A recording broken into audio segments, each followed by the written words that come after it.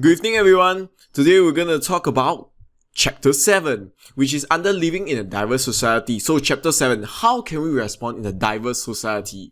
Let's take a look. In Issue 2, actually we are dealing with living in a diverse society and number of chapters. This is Chapter 7. How can we respond in a diverse society? And just to recap, we are going to talk about social cultural diversity, which is covered in the previous chapter. We are talking about cultural diversity within a society. It could be refers to the ethnic group, which is CMMO, which is quite problematic in the first case. Well, what exactly is others? So you have different religion with significant representation, you have different nationality. Let's recap. What drew these different nationalities to Singapore? And what is socio-economic status? So socio-economic status is an economic situation shared by a group of people and is usually determined by individual household income, occupation, education, and ownership of wealth. Technically, they can be divided into three areas. You have the higher socio-economic status, or SES. You have the middle, while you have the lower SES, which is the economic diversity within a society. We are actually concerned about income inequality. So, what is income inequality? And it means that when income gaps between the higher and lower socio-economic groups widen over time, this will cause a lot of inequality to happen, and people will feel that it is unjust. Let's go to Chapter 7 and how can we respond given that we know that there are income inequality within the society. So, there are a number of ways we can solve this. We take a look at the ways. So, you have management of impacts of social cultural diversity, which is assimilation, integration. And from there, we can discuss about management of impact of socio-economic diversity. There is a market-based approach, which is under U.S.A, share responsibility approach, which is under Singapore, and government's finance approach under Sweden. Let's take a look at the first area, assimilation. So what exactly is assimilation? Some actually call it cultural chauvinism. We are a very tolerant society. If you don't behave like us, you can go back wherever you came from. So, you either join us, or you can say goodbye. So, what is assimilation? Assimilation is a policy where the government expects immigrants to adopt the beliefs and practice of the majority group in the host country. And in the case of your textbook, is actually talking about France. Yes. So, what is French famous for? The people French, or the culture French. So, they are famous for Napoleon Bonaparte, which is a conqueror. They are known for Eiffel Tower, their Louvre Museum, and you have the Mona Lisa painting, and you have Tour de France, world largest sporting events, and the world famous novel and musical by Victor Hugo, which is called Les Miserables. So it's actually written in 1862, but made famous now through a play, and a movie as well. So, French are famous for their language. It's a language of diplomacy in an international relation, and even the language that you're learning now, English, is influenced by French. You see, a lot of words are from French, such as cafe. French Revolution paved the way for modern nation state and the birth of nationalism. Well, you can say that they contribute quite a bit to world history. So, what's more, French philosophers whose ideas shaped the world that we know today. Yes. And last but not least, we have the World Cup. Well, they are the champion for 1998. Maybe in the future, who knows? So, if given the number of things that can actually influence the world and the culture and the history, would you be proud to be a French? Well, it has a long history, rich cultural tradition, and they wish to preserve tradition, so assimilation is the way to go. And apart from the EU, most immigrants to France are from its former colonies. Basically, they are actually one of the colonial masters. So, that actually brings up to the next point, and which is the principle of laicite. The principle of laicite means secularism, where Article number 1 of the 1958 French Constitution assures equality before the law for all citizens, regardless of origin, religion, race, and ethnicity. So, religion, race, ethnicity, origin actually comes second. Equality comes first, and this is possibly due to the French Revolution. On page 197 of your textbook in France, the idea of harmony in society is achieved through every individual putting aside their affiliation to race, ethnicity, religion, and socio-economic status to display the national identity as the only observable aspect of identity in the public domain. So the idea here, national identity number 1, while the rest number 2. So let's take a look. How does France achieve assimilation? The ways through education, employment, and last but not least, naturalization process. Under education, you have secular education, no mention of religion other than that in history and philosophy. Adaptation class, they are conducted for children or immigrants, so if you were to migrate to France, well, your children will have to attend these classes to help them improve their French, which is the language of communication, and eventually join regular French school, which is taught in none other than French. So, it's also known as bridging program. Moving on, be employed to learn French for communication, build social network, and feel at home. Voila!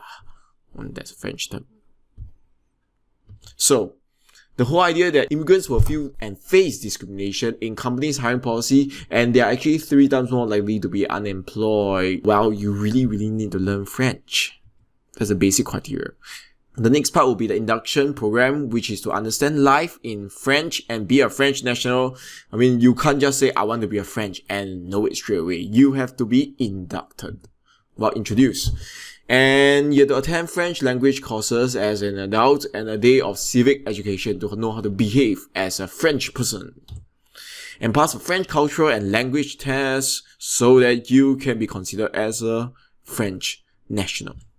So there's a few questions for you to ponder and think about. Thus, the assimilation policy violates individual rights and freedom of religion expression. Remember the idea? Which one is number 2? And do religion and cultural practice play a huge influence on a person's identity? Look at you.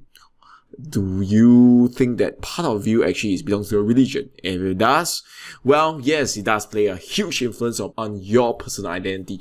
And would you abandon that to be a national citizen of France? Can it really be suppressed? And what happens if you try to suppress it? So French nationalism is built on the national culture and its history. Quite a rich history. And can it be built on other things? So, food for thought.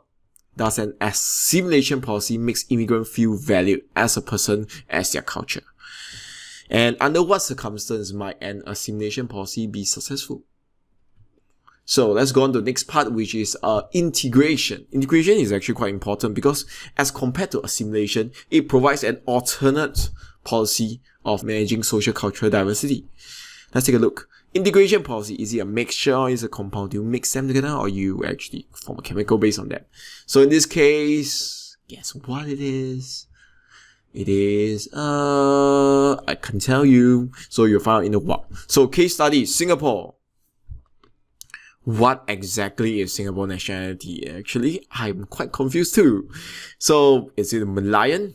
Is it Singlish? Or is it food? Oh, that's delicious. Assimilation only works if there is something to assimilate to, basically your culture. So what if it applies to a country that is, as of now, maybe 50 plus years old and not much compared to other countries with a richer history? So what does it mean for Singapore? So we have policies as bilingual policy. Does it make you feel assimilated? In 1966, we have to learn, well, English and a mother tongue. So we have the Presidential Council on Minority Rights to protect the rights of the minority. We also call it PCMR, started in 1970 and 1973. We also have GRC, Group Representative Constituency. So in this case, you can see that Group Representative Constituency, which is GRC, is created in 1988 to, well, make sure the minorities get a representation in the parliament. And you have the Ethnic Integration Policy, which is 1989. So, bilingual policy, 1966. We have the English language, which is used as a working language and the main language of communication. It's more than just an economic decision, it's also a political decision. If you decide to choose Mandarin or Bahasa Melayu, or you have choose Tamil, Hindi, well, it could actually potentially work against certain race or religion, which is problematic because it might cause people to feel unjust because it's biased against certain race or religions. Plus mother tongue, we have English language. The mother tongue is actually preserve the cultural heritage of people that is in Singapore. So, official language versus administrative language. There is a bit of a difference. Official language are languages that is accepted by the government to be part of what we use to inform the public and in official documents. Administrative language is used to, well, administer policies to ensure that most of the documents are written in that language itself. So the idea is to have a common language where different ethnic groups can communicate with one another, and it has to be a neutral language. It doesn't have to, but it is ideal because you can create a lot of unhappiness. So Presidential Council on Minority Rights, PCMR, started in 1970-1973. It's made of 16 members, 1 chairman with 6 permanent members, including the PM, Prime Minister, and 9 other members, also known as Presidential Council for Religious Harmony.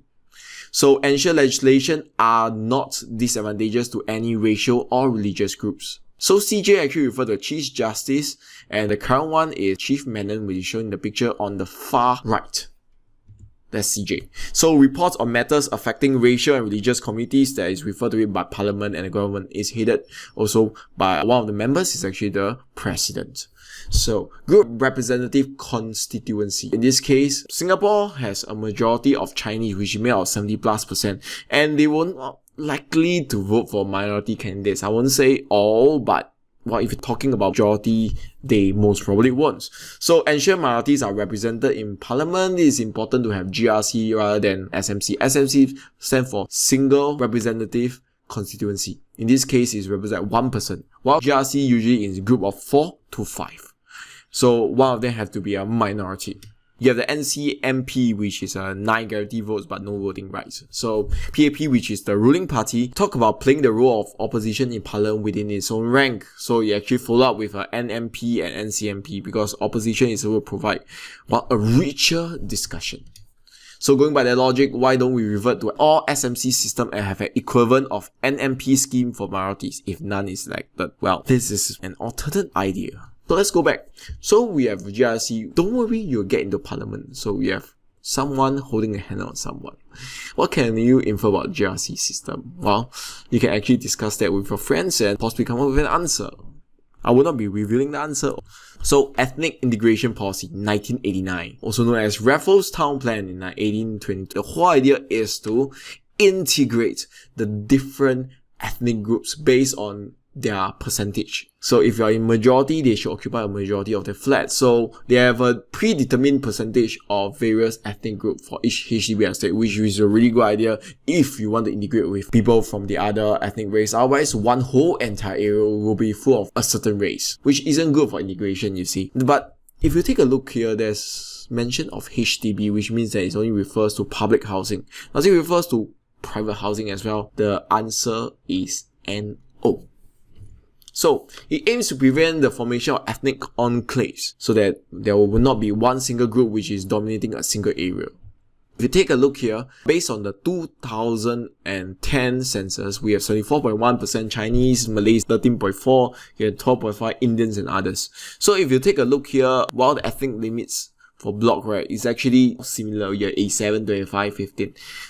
Down is not really exactly the same, but the whole idea here is to ensure that they have certain amount of representation that is similar to the census. So does this plan really work? Yeah, I mentioned HDB, public housing. What about private housing? How many of you actually talk to people of other race, even in the same neighborhood? How often do you talk to people of other race? Have you achieved racial harmony, or actually this is the idea of racial tolerance where you just tolerate their presence in Singapore? Why does Singapore need new immigrants? I hope you have an answer for this. We are really facing an aging population. One of the reasons that we really need new immigrants, well, if most of the people are actually aging, we need people to support them, nurses, doctors, help here, maybe even domestic help. So in this case, not many of the jobs that actually is done by Singaporeans because they may not be very popular among Singaporeans. So that's why we need new immigrants and foreign labourers to take out the job. So Singapore takes in an average of 50,000 new immigrants every year.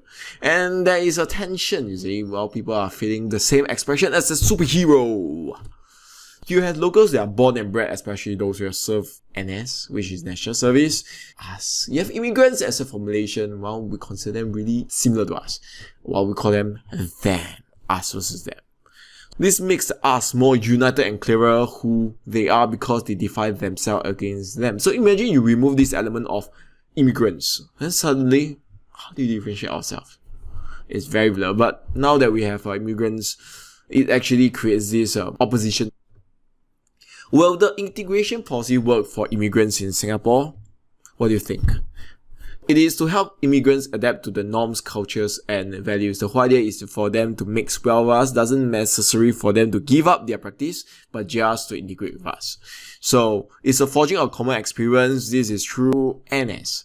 And provision of community support to join community events. Well, you need to understand each other. And naturalization programs similar to France.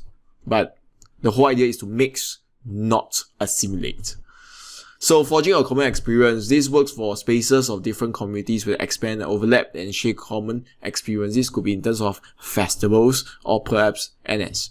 And question to ponder, are all experiences equal in Singapore, or are certain experiences critical to the Singapore core? So, meaning that are certain experiences we consider them very important to ensure that you consider yourself as a Singaporean. So, what is the experience that defines you as a Singaporean? We have this Dr. General put a theory. Here, politics of national service. I spent the last 10 years saving kids' life. And the response given why he did not serve NS. So, I did not serve NS, but I spent the last 10 years saving kids' life. Is that not enough?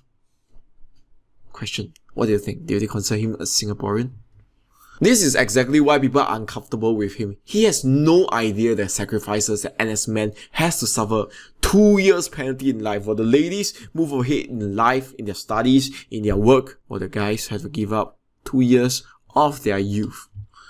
So if he thinks performing an occupation of his choice is equivalent of NS, then what about the male doctors, nurses, teachers who have served? Bloody toot. A car mechanic saves life too. Right. He repairs the vehicle works fine, doesn't cause accident, saves lives. Should we exempt them from NS? Say so earlier lah. Then my ICT, which is in-camp training, don't need to serve. Well, this is actually one of the feedback given by the online seasons. What he did only underlying how out of touch he is with the male Singaporeans who serve NS. So you can see from this person, a Singaporean who is identified as Roy, he really considered NS as an essential part of what a Singaporean male should have undergone. So I spent the last 10 years saving lives and got rich doing it what? Volunteer work? Reaction for another online user. You can see this is the line that he said, and this is a reaction, well, from online users. What do you think? Do they really accept his argument? So what does NS means to me? You can see the number of percentage that people actually say yes or important, very important, extremely important is actually quite a majority. So Singaporeans actually see NS fulfilling a social mission beyond its defense. You can actually bond with people you don't usually mix with. And now they introduce this SAF's volunteer scheme for females and PRs. You can actually volunteer. It's not really the full version, but it's a toned down version. Well, you can still volunteer though. Do you really consider them, if they serve, to be part of NS? To be part of Singaporean? So would that appease male Singaporean like you? Well, if you're not male, then would it appeal someone like your father or brother? So is it a common experience? Or this is a comics. Mandatory national slavery for slaves by birthright, because you're born in Singaporean, you are slaves by rights. Or voluntary national service for board new season is a walk in the park because it's a toned down version. It is a comics. What do you think? Is it a common experience? So it shows common experience can bond people, and why is it difficult for immigrants to integrate? Because they do not undergo the experience. So provision of community support. And we have People Association, which is a group that is in Singapore, created by the government, which is focused on the racial and religious harmony. The different circles represent the different community. You have the CMIO, Chinese, Malay, Indian, others. National Integration Council, it focuses on integrating new immigrants. Long-term support may be effective. Naturalization Program. The Singapore Citizenship Journey is a formal program consisting of 3 elements, which is e-journey, which is what they have to learn at their own pace, online. Followed by Singapore Experiential Tour, which is a half-day bring new season to learn about history at key historical landmarks and national institutions. You have community sharing session where actually new seasons reflect on their journey towards citizenship, share their hope and aspiration for Singapore, what they hope and would like to see in Singapore, and meet other citizens and learn how they can actually actively participate in the community. It's about giving back to the society after you have taken the citizenship. So how effective is naturalization? We have famous naturalized Singaporeans. We have Jet Li, famous for his martial art. You have Gong Li, which is famous for her movies as well. You have Eduardo Severin, which is, famous for Facebook. So are they really integrated? That's my question to you. You decide. We have segregation, the third one. If you see diversity, is it possible to segregate them? Let's build an invisible fence. That sounds very familiar. Well, President Donald Trump actually wanted to build a visible fence to actually block people who are coming to the country illegally, like Mexicans. So is that one way we can actually treat diversity? So why do government have to deal with widening income gap? How does a country deal with socio-economic differences? So what is the responsibility of a government to its people? I mean, they have a certain form of responsibility. What is it? So does it have an obligation to take care of everyone, from the richest to the poorest? And who exactly is everyone? Is it just immigrant? Is it a citizen, PR, permanent resident? So who are refugees? People who are caught in an unpleasant situation such as a war from overseas. And what is the likelihood of tension? Because you keep including everyone, you have to ensure that everyone has a space. Is there really enough space? So we can take a look into healthcare as a lens to look at the management of socio-economic diversity. Healthcare is actually one of the lens. Let's take a look. Fact number one. Different socio-economic status group exist within any country, even a so-called communist state. You have the leaders, while you have the middle manager, and you have the citizens. And regardless of your SES socio-economic status, you will fall sick, rich or poor, and require healthcare at one point of time. So those from the higher SES group will have better access to healthcare service. If I can't find in this country, I can always travel overseas because I have this thing called money before the affordability of issues. So those from lower SES will defer treatment if they cannot afford it. If I can't pay for it, I will just tolerate it until I cannot anymore. Technically, if you look at the situation, those from the higher SES will have better life outcome. They will live longer because they have better and quicker access to treatment than those from lower socioeconomic status, ceteris paribus, meaning all other factors remain constant. So let's take a look. There are three ways. We take a look at the first way, which is under U.S.A, market-based approach. Market-based approach with a case study of the American healthcare model. So the market sets the price, or we call it the Adam invisible hands. They set the price without intervention from the government in the area of healthcare. And people have the freedom to choose their healthcare. So the market set the price. If someone wants to price at $1,000, one decide a price at $500, you get a decision to buy from whichever that you decide. So let's take a look. An average US price of an angiogram is actually $914, while in Canada it's $35. Colonoscopy, $1,185, Switzerland $655. About half the price. Hip replacement, $40,364. In Spain, it's only $7,730. You can compare the price, but well, the healthcare model is different in different countries, so that is one factor you gotta take into consideration. But the prices can vary significantly between healthcare groups as well. So one hospital may offer a different price from another hospital, and it's up to consumer to choose, provided they know the price. So mega insurance ownership is very critical because of the high cost of healthcare. You can see the price, and not everyone, even the middle class, is able to afford the insurance. If you look at the whole population, only 10% of the Americans can afford private medical coverage beyond what their employers provide. It means that 90% will stop at whatever the employer can provide. If the employer cannot provide anymore, I'm sorry, you are not able to access the medical coverage. And which is bring us to this very interesting movie called Sicko. You can actually Google it on YouTube. So watch this documentary Sicko. I think it can be found in YouTube, and it's a critique of American healthcare system, how it compares to socialist model, which is a government finance model, which you can take a look from the Sweden example. But in this case, you can take a look at how people are actually dying, if you see a picture, due to the high exorbitant cost. Is it really fair to judge them based on cost? Well, you can actually take a look at the film and decide whether it is really that case. So next, shared responsibility approach, which is Singapore case. So shared responsibility means that you have your individual responsibility to make sure that you stay fit and you share the cost. It's government subsidies. Government do actually take part for those who are from the lower income. And you have the 3M, which is very famous, from the CPF, your Central Provident Fund. From there, you withdraw a sum of money, which is deposited into a medical account under MediSave. From there, you have some go to MediFund, some goes to MediShield Life. Then you have the community support model. The community does play a part. If you take a look, it's actually divided into three main areas. Individual, the 3M is also considered under individual. You have a community, and you have government. So individual responsibility. You need to stay fit and healthy because you will fall sick less easily and less frequently. And in that, you will actually save on costs. You don't have to consume as much healthcare service, and you don't have to pay because in this case, because it's your responsibility. If you're sick often, you have to pay a lot of high exorbitant medical costs. So let's take a look. Individual responsibility. You have the Health Promotion Board under the Ministry of Health to ensure that you stay healthy. Your PE lesson in school is compulsory and now in tertiary education, coming right next to you in poly, ITE, and JC. And it's compulsory to make sure you stay fit and healthy, usually about, 2 hours, plus minus, varies from school to school. And national service, last but not least, to make sure that the man stays healthy even after tertiary institutes. Not the main rationale, but definitely one of the benefits.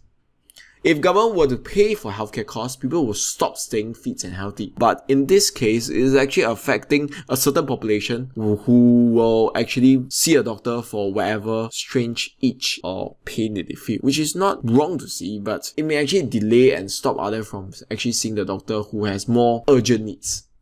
So is it a moral hazard?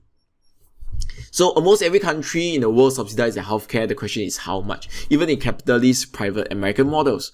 But under the Pioneer Generation package, pioneers who have helped the nations, in Singapore, they are more heavily subsidized for healthcare than any other Singaporeans. And those who are qualified for the Community Health Assist Scheme, which is called CHAS, also receive more subsidies. So the rich Singaporeans need less financial help in paying for their healthcare bills than the poor one because they can pay for themselves. And this looks like a private ward, and yes it is. This is an example of how Singapore manages socio-economic diversity. While Singapore uses means testing, which is a mechanism to identify patients who have genuine financial difficulties. Means that they see their income and their family status, and from there they decide that this person will receive how many percentage of subsidies. That means the quantum of appropriate subsidies. So, under the individual, we have 3M, which is MediSave, MediShield, Life, and MediFund. So, under CPF, which is the Central Provident Fund, which is a compulsory saving, which is 20% from your pay and 16% from the employer, which goes in ordinary account, which can be used to buy flats. You have MediSave account, which is your medical account, and last but not least, your special account, which is for you to retire. So the purpose of MediSave is to force you to save up for the day when you will fall sick. Not small illnesses like fever and flu, you'll recover very fast, but we're talking about major one, perhaps cancer, and need to pay for your medical bill, and this will cost beyond 4 digits. MediShield Life is a national health insurance scheme which covers all Singaporeans for all age, because the government has come to the realization that as while the population ages, you really need more and more healthcare. So, the former national healthcare insurance called MediShield, which only covers on 92% of the population, which are the self-employed who don't put any money inside, they are not covered.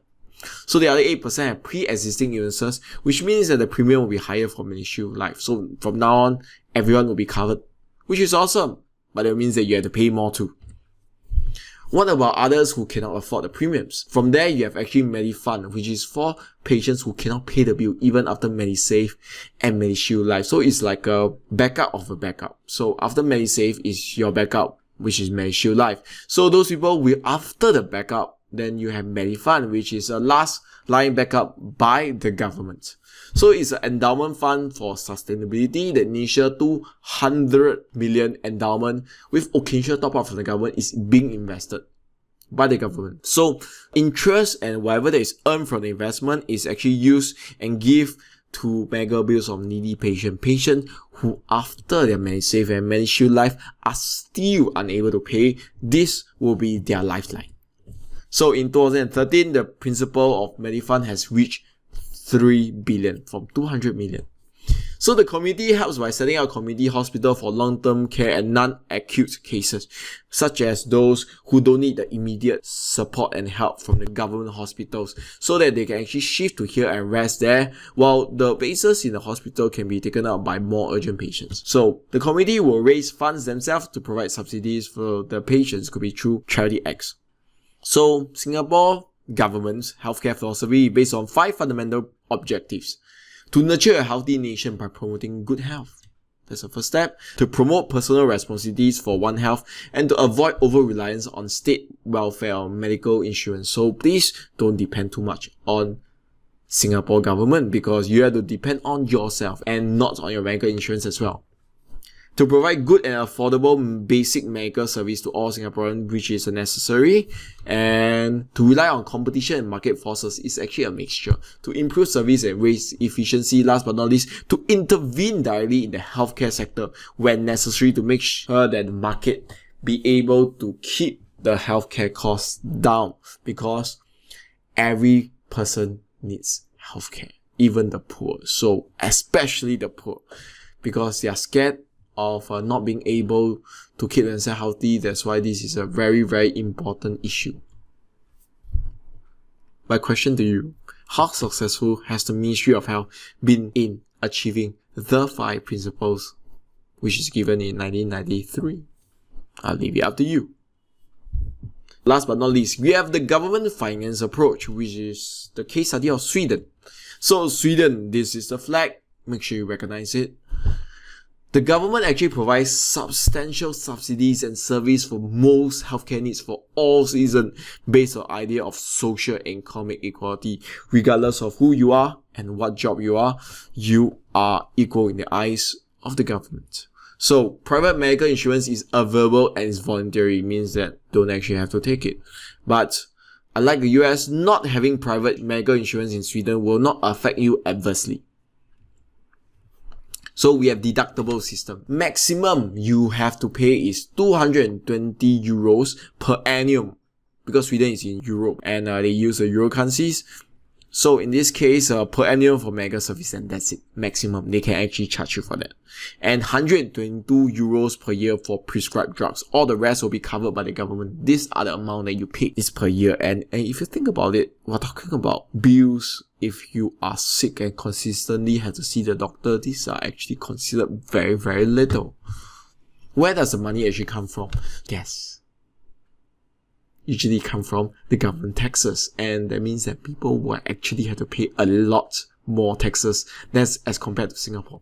So how sustainable is Sweden healthcare system with a liberal immigration policy and aging population? So as people age, they start to retire and they don't really pay taxes, and immigrants actually come into the nation. They're still expected to be treated as a normal human being, and they will get access to a treatment and at a very, very subsidized rate. Do you think it's fair to those who are paying taxes? So do you think this is sustainable in the long run? Comparison of healthcare systems. How do you read the graph? So Singapore, if you look in this case, there's Singapore at the top, is in terms of health outcome, it's just behind. It means that it's actually quite effective. It can actually produce very good health outcome given that you actually spend very little, which is about nearly 3,000 because compared to Japan, which is nearly double it. So Singapore health spending per head is much lower than Japan, even though Japan has higher outcome, but it's way less. So it's actually quite efficient. But the question is, how long can it last? Given that the population is changing, hopefully it can stay on top. Other possible lenses to assess how a country deals with socio-economic diversity is through the personal income tax structure. So you can actually take a look at how other countries actually tax their people. So a country like Sweden will most probably tax higher than a country such as Singapore, which is based more on personal responsibilities. Other ways, minimum wage structure and equivalence, and education system.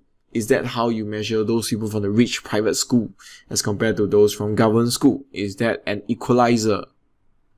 So these are ideas for you to think about, which is not really covered in the textbook, but they can be used possibly as questions for you to think about socio-economic diversity. So that's the end for chapter 1, and thank you for your time. I hope you have a very good day, and goodbye.